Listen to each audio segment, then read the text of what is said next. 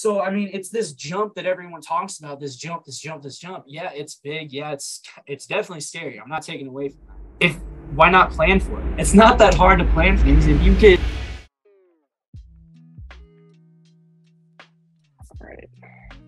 Okay. Oh, no, I just left the meeting. Like, oh, I can't be recorded. Yo, what is up, guys? Welcome back to the podcast. We got Holden Keeper here in the house, baby. Yes. Got repping the U.S. flag. Let's go from unknown to unforgettable. I'm super excited for this podcast. We're going to be talking about just vulnerable things here. Being an young entrepreneur, it's not always easy and it's not always pretty, right? But it's cool because things actually, like, if you stick with them, things can actually, like, great things can come. Because I need to, like, actually fix this. But Holden, welcome to the podcast, bro. Thanks, man. I'm pumped. I love, like I said right before we started, I just love seeing the young people up here, and to see that you have a podcast and what you're doing, dude, it pumps me up. Yes, sir. How old are you, by the way?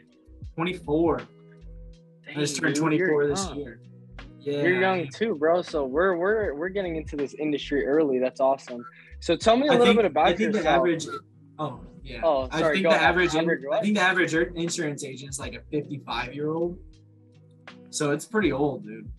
Bro. That's like twice my age almost. Dude, oh my gosh. That's old. crazy. I didn't even know that. So it's because it's like you look around, you surround yourself. I think because 8% is such a young movement. Yeah. That, like, it's like you just look around and a lot of young people. But yeah, talk about, like, how you got to where you're at. Like, did you go to college? Like, tell me about, like, a little bit about, like, who you are and growing up. Well, I guess I'll start in high school. I had no clue what I was gonna do. Didn't have really an idea, a goal. I was working at a pizza place, and I was like, dude, I do not want to work at a pizza place. That cannot be what I do. So with no plan and no real idea what I wanted to study, I went to the military. I spent that summer right out of high school kind of partying and just doing whatever. And I left for the military in October, right after I had graduated. So that's what I did. I did that for 3 years. And while I was in the military, I thought that's what I was going to do. Like, I was committed to it. I was pushing for it. I was doing all the extra work on the side to get more rank and everything. But I got hurt. I was actually training over in North Carolina for a class for airborne. It's not a class. It's like a skill or whatever. It's jumping out of airplanes, essentially. Oh, I was kind of on the fence about it. I didn't really want to do it, but everyone in my unit was airborne. So I was like, okay. So we were doing the training for it, and I fell with my rucksack on. So I had a rucksack on my back, and I fell down a hill and, like, tumbled, and I shattered part of my spine. And I had to and they wanted to do a spinal fusion surgery, which is where they, like, take your two vertebrae and, like, now they're together. I wasn't even old enough to drink at the time. I was only 20 years old. I was like, I'm not gonna let you guys do that surgery and then put me down for like 8 months of my life. That's not gonna happen. So I just did the physical therapy side, and they sent me out. They're like, yeah, the Army doesn't want you then if you're not gonna have that surgery. So I got sent out. And like I said, that was what I thought I was going to do. I thought I was going to be in the military. I told my wife, Mariah, I was like, this is what I'm going to do. I'm going to put my 20 years in and then, retire and have that retirement. Keep going. But it just didn't work out that way. Right. When I got out of the military, I knew I didn't want to work for anyone else because I didn't want to do that. I had no clue what I was going to do and no connections. So I actually started a grass cutting business. I did that for about a year. The money sucked. The hours sucked.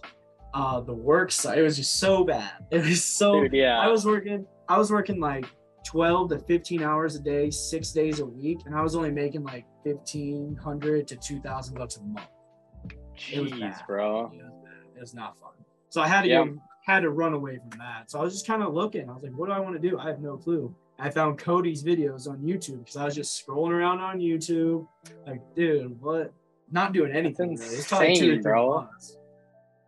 And then I just started commenting on the videos and trying to reach out. And one of the people on Derek's team, he's not there anymore. The guy I met was Garrett. I don't know if you ever met Garrett. But he was one of the CA teams guys. He reached out after he saw my comments and got me on the phone. And he's like, dude, we got to get you talking to Dallas. Like, I think you for some reason, he just really wanted me to talk to Dallas. I was like, I don't know who Dallas is. I don't know who you are. I just want to talk to Cody. What's going on? And Dallas got on the phone, and I don't know, Dallas and I talked for almost an hour, just talking, man. It was just like an instant, we just clicked instantly, you know what I mean? He's That's like, cool. And this is on a Tuesday or when? I think it was a Tuesday. He's like, hey, why don't you come down for the main event? It starts on Thursday. I was like, this Thursday? What do you mean? He's like, yeah, I want you to drive. Springfield, Missouri is only about 2.5, 3 hours from St. Louis, Missouri. So it's not very far. Okay. I was like, I don't know, man. Like, I don't know who you are. I don't know who the other guy was. I was trying to talk to some guy on YouTube. That's who Cody was, some guy on YouTube at that time. Yeah. I was like, don't worry about it. We're going to take care of you. Come on down here. Bring your wife. We'll put you up in the hotel and you can sit through the event. I think it'll be a good time. So I went and I talked to Mariah. I was like, hey, weird idea.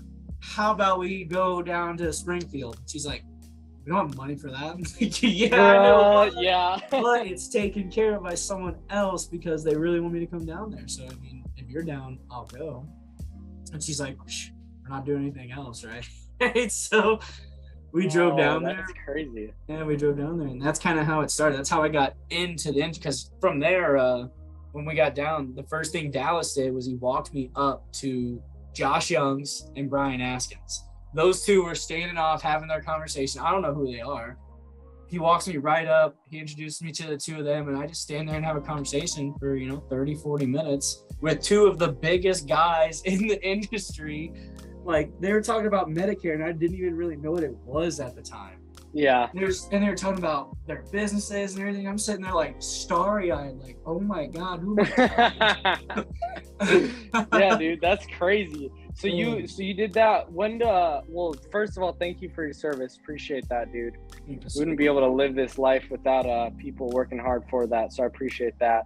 But how long ago was that? So I got out of the military in 2019. I had the lawn business in 2020, and then in 2021 is when I met Dallas and went down to the main event. So just over a year ago is when I met Josh and Brian. Oh, heading right into AAP, huh? No, into main event. So last year main event was in May.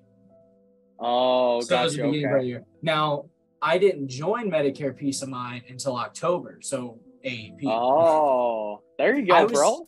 Yeah, I didn't have any money to fall back on, any plan or anything, and I knew that this was commission only, and I was like, I don't know if I could do that. So I went and How'd you take the jump? How'd you take the jump? Like, talk me through that, because I know a lot of people don't, are scared to make that jump. I've been talking to a ton of people recently, and there's some people that don't seem to, see, hey, they can't get over that jump. Like, how are you able to, what was going through your mind in that time? Well, I only can put it in these words because of SWAT. This is where the green in me just shines. I planned for it. I knew it was commission only. I knew I had to have a certain amount of money every month to pay my bills. So I took 6 months and I said, okay, in the 6 months, I'm going to prep for this. So I went and I got a captive insurance job at State Farm. That way I can get my feet wet with insurance, get some money coming in, get used to calling and working leads.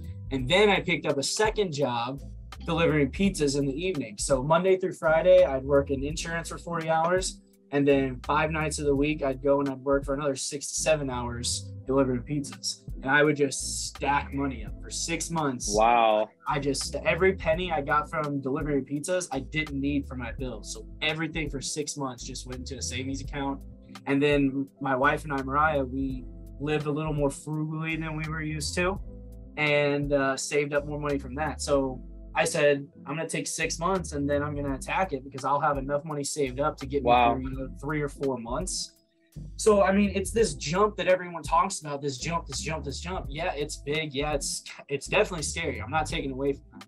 But why not plan for it? It's not that hard to plan for things. If you could go work 2 extra jobs and work for 3 months to save up and get yourself ready. Like, you can do the work. If you're willing to work, you can figure it out, is what it seems like everything. Dude, that's so cool. That's so cool. I haven't actually heard somebody doing that. I know it's out there, but I don't hear a lot of people actually planning for it, right? Because it's one of those things that It's like, 'Cause dang, nobody there's wants- a jump.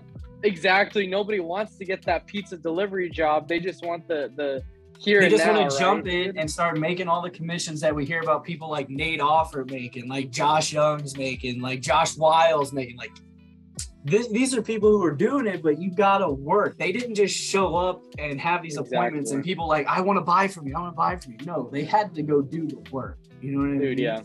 Yeah, bro. So no one wants to plan. Crazy. They just want to go and do it. If you take the time to plan and you actually execute the plan, because that's like a whole nother thing. You can make a plan. I know plenty of people who plan things out and then don't execute. They say they're going to do something, but don't do it. They say they're going to spend this amount of time calling and then only spend 20 minutes, get depressed and hop off the phone. It's like, no, you got to do it. You got to put the work. So let me ask you something really quick. So you planned for it. And you were working those 2 jobs in that time. Why did you work those jobs? Like, what did you see in like this career path that like you were like, dang, like I needed to work these 2 jobs so I could do this? Like, what'd you see? What was going through your head in that time?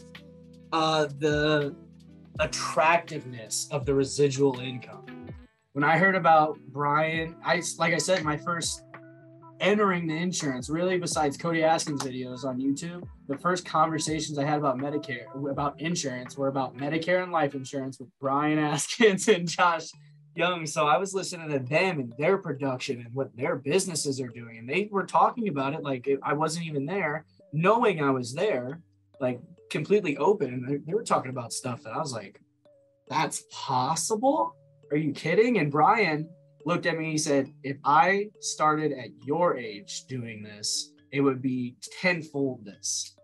And I looked at it, I was like, what you have sounds like a dream. What are you talking about? Yeah. So it clicked in my mind right there. It's like, dang, okay. I guess this is what I got to do. That's what I want because I love the idea of not having to work and still getting paid. Exactly. Like, I'm willing to put in the work to get to that point, but the idea of being able to just take a month off and still have everything taken care of and then some with the residual side, that's why I chose Medicare to start with. Yeah, no, that makes sense. That totally makes sense. And it's been like, it's funny because I've only been doing this. I've only been like having my own business and stuff for about like 5-ish months now. I have to hit the field officially at the end of January, so right about the same time. So I just hit that like 6-7 month mark. Oh, gotcha. Okay. So right about the same, man. Right, early, young and early. I love it, man. Dude. Yeah. So that's crazy because thinking about it, like, well, here's the thing: is like I've like had a lot of draws towards that, but I think this is like a practical. If you're listening to this, watching this. This is a huge takeaway that I've learned at a young age, and there's riches in the niches. And what I mean by that is it's so easy to be like shiny object syndrome here, there, wherever it is, like real estate. I want to go into crypto. I want to do this. I want to do that. I want to do insurance. Oh my gosh, millionaires all over the place. I started real estate for sure. That's what I thought it was going to be. I was like, that sounds cool. Yeah, but like what I've realized is that even in the insurance industry, like life insurance, whatever it is, it's so easy to get like there's so many different things, Medicare, PNC, annuities, IULs, like all these different things. And it's so easy to get that, geez, I want to do all of it. But then you become a jack of all trades and you're not actually good at anything. And so what I've realized is that there's riches in the niches. Like I want to absolutely become immersed in what I do. And you have to get immersed in the business in which you do, right? And not even just insurance, like just life in general, whatever you want to be good at. When I was playing basketball, I had to like, people would like immerse themselves in working out, getting fit, getting in shape. How do you get quicker, faster, stronger? How do you increase your shooting percentage? How do you increase this, that, like defense, offense, whatever it is? But